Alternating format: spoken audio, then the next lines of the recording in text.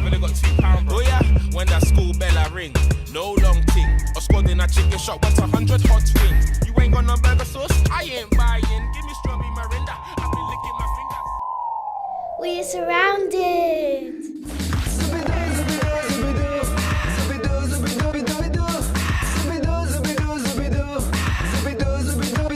Food advertising is all around us, just about everywhere we go. On the streets, on TV, or on computers we see food advertising. And it is not advertising fruit or vegetables.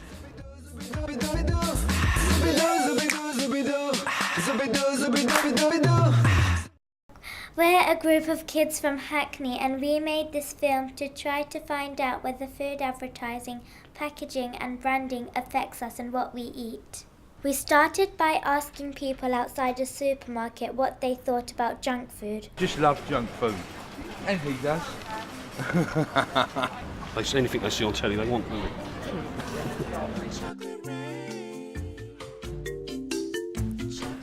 We love food that is bad for us. Stuff that are full of sugar, salt or fat. It's difficult to resist. Chocolate rain, chocolate rain.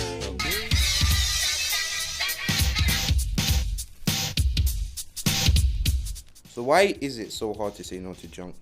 Well, one reason is that adverts are designed to appeal to us kids.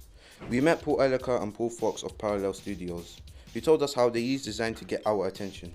You need to think about what would appeal to you if you were a child and what would appeal to you being an adult. So language is very important, the words you use, humour is a good way, that appeals to both, either children or adults, but it's always got to be easy to understand.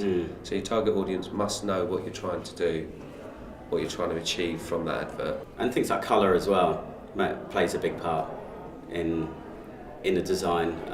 Is it really bright and it really attracts certain people? It's the same with typefaces as well. You might see a lot of very rounded, friendly looking typeface or fonts on children's communications or children's advertising. So designers know how to grab our attention. Shopkeepers do too. We went to some supermarkets to look at how shop layout affects us and other shoppers. This man found himself in the sweet aisle. How do you decide on whether to buy junk food or healthy food? Well, to be honest, this isn't really my decision. My mum actually asked me to buy this stuff because we've run out at the house at the moment, so yeah. But I am in this confectionery aisle, so I probably was going to pick up some sweets. So yeah, I don't know, yeah. In big supermarkets, we noticed that sweets are really easy for us to spot, and in small shops too. £8.15. But children normally buy snacks, crisps and soft drinks. Chocolate is something that which people just need to take and go. That's why we have the chocolate at the front. Now how much would you expect to pay now?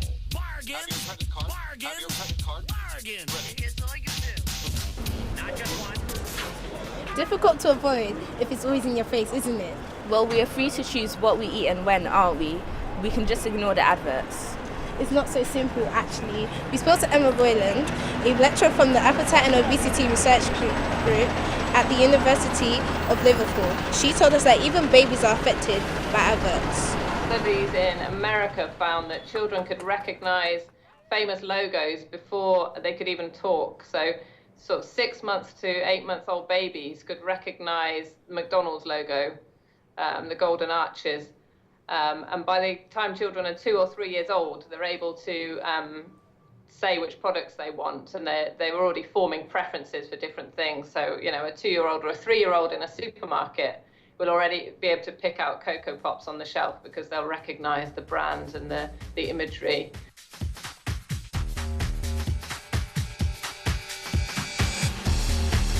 The government is worried about childhood obesity.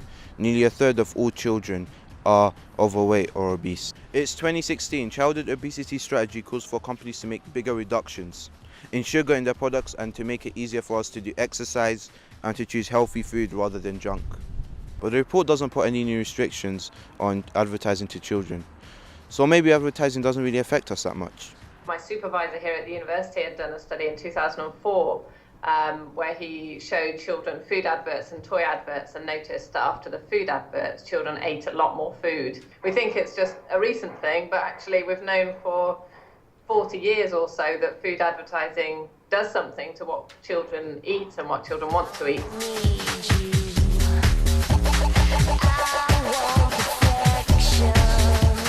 Still, companies have to be honest in what they put in their food, don't they? We just need to look at the packet to see what's healthy. Well, in a way. We spoke to Natalie Burrell, who is a behavioural scientist, and she showed us that things aren't always what they seem. I think the government is saying right now everybody's having too much sugar. So as we just looked at Innocent, and we found out that one little packet of this smoothie that looks healthy, it would actually, if you gave it to your child, there would actually be too much sugar already that they'd had for one day. So what looks innocent isn't always so innocent. We used an app to find out how much sugar was in everyday breakfast foods.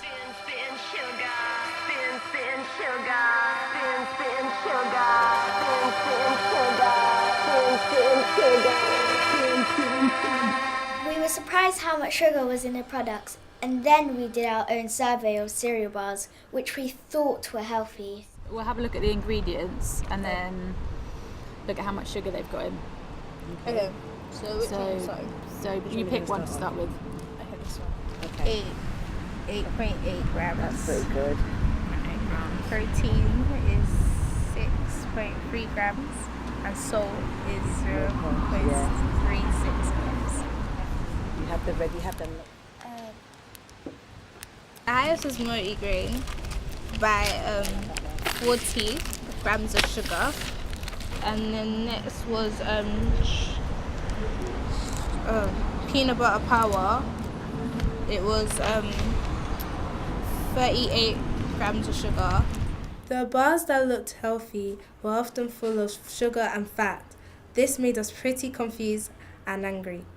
Makes me feel angry because when they advertise their foods, they're trying to deceive us. They're not giving us the truth. They're saying that something might be healthy. They're saying this is healthy, but when in reality it's not healthy, and it's actually killing you. It's giving you a lot of fat, and it's also giving you a lot of sugar. I've learned about they kind of influence you. Maybe they might have any sayings, or they might have. They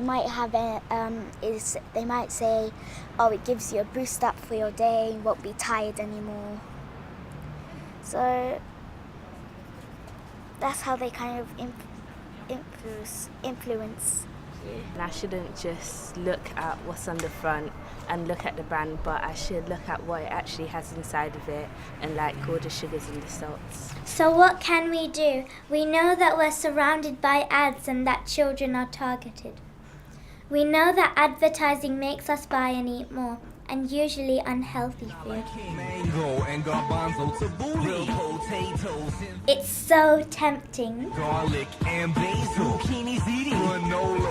We asked a local footballer, Bobby Kasanga of Hackney Wick FC, what he does to keep healthy.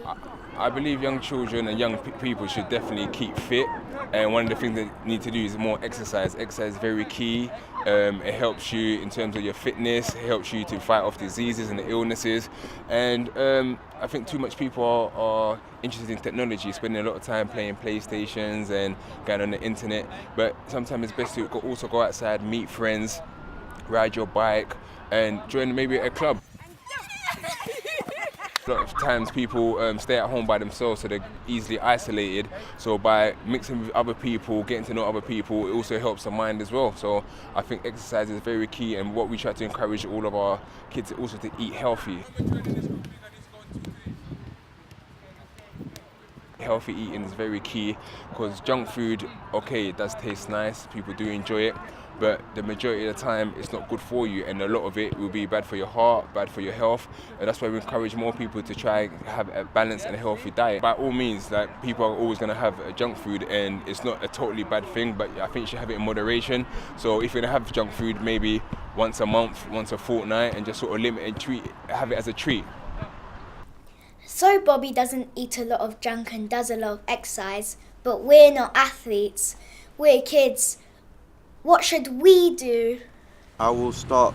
First of all, I'm going to start to see where what's the product like, how much sugar does the product have, how much fat, and make a lot, like, see if they have a lot of sugar, I'm not going to buy that. If there's a lot of fat, I'm not going to buy that. I'm going to try and eat healthy and, you know, get products that don't add some other chemicals and stuff in their food.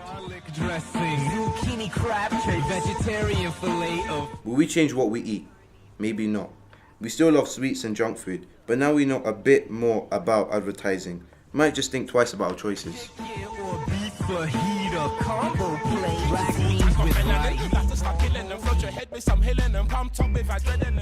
really think that putting up adverts for unhealthy food is a good idea?